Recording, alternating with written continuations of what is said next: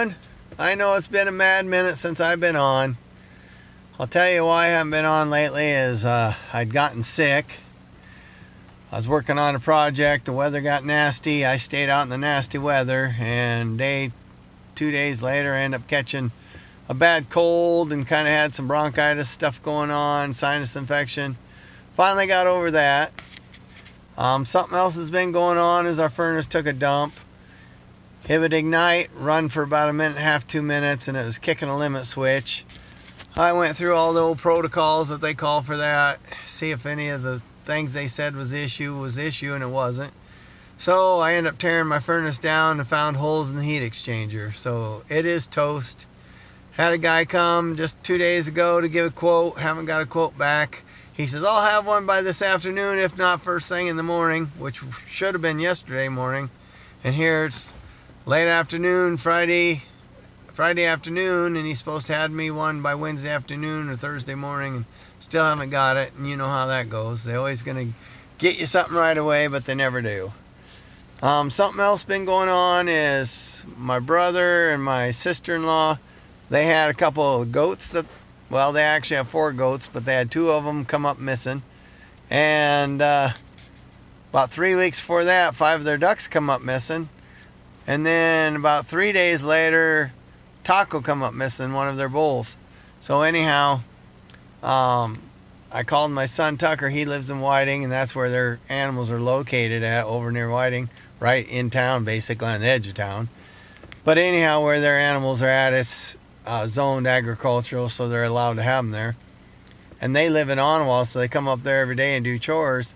Well, the animals, or the goats, come up missing on a Saturday. When they went up to do chores, they were gone. About 3 weeks prior to that, 5 of their ducks were gone, or the only 5 they had. They had 5 ducks, and they come up missing, and never thought nothing of it.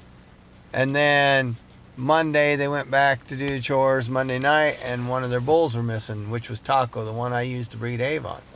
So I called my son Tucker and said, hey, you haven't seen a bull running around or a couple goats, have you? And he says, no, why? And I said, well, Bernie and Lynn's boar goats are missing, and their bull Taco's missing. I said, the goats come up missing Saturday, and I said, Taco come up missing Monday. And actually, it was Monday night when I called Tucker. He said, they come up missing today sometime. And he says, I'll tell you where they're at. And he told me to go check out the certain person's place. He says, I guarantee he has them. And I said, why do you say that? Well, my son happens to be acquaintances with this particular kid. I call him a kid. He's maybe 30 or so.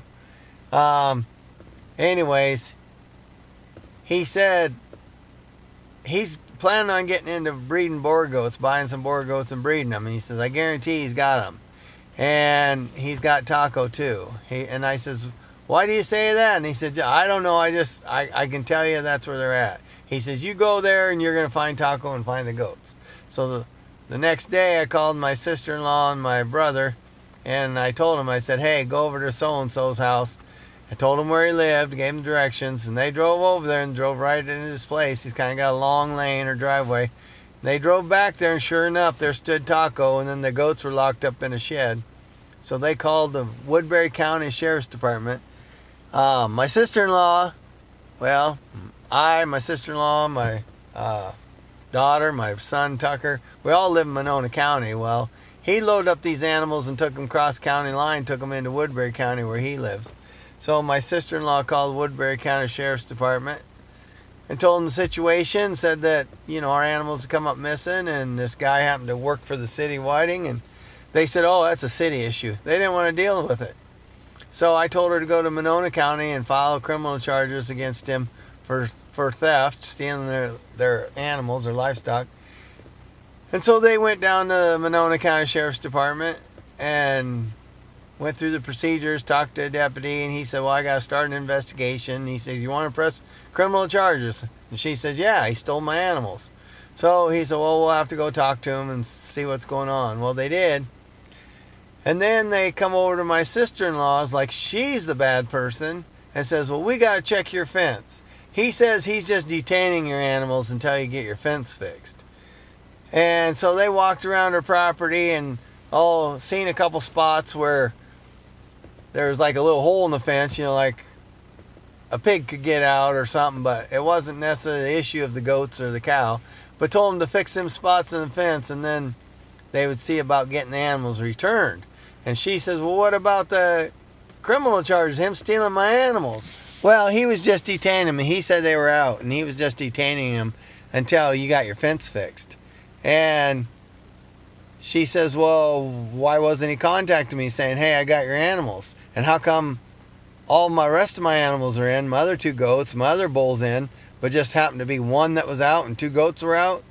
And they says, well, we're not pressing criminal charges against him.